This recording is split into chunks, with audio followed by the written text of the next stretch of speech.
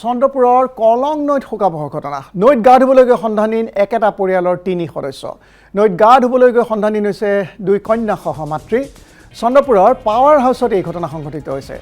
মাতৃ গোলাবী দেৱী আৰু 2 কন্যা সন্ধানহীন উল্লেখযোগ্য যে নৈত গা ধুই থকা অৱস্থাত হঠাতে কনিষ্ঠ কন্যা নৈত পৰি যোৱাত জ্যেষ্ঠ কন্যা নীলাক্ষী কুমাৰী আৰু মাতৃয়ে কনিষ্ঠ কন্যাক বচাবলৈ যাওঁতে এই ঘটনা সংঘটিত হয়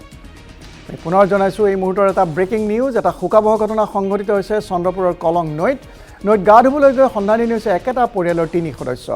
নৈত গা ধুবলৈ গৈ সন্ধানহীন 2 কন্যা সহ মাতৃ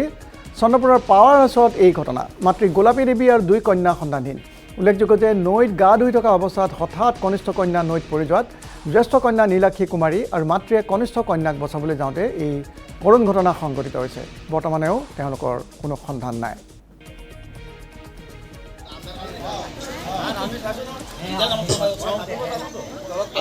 আমি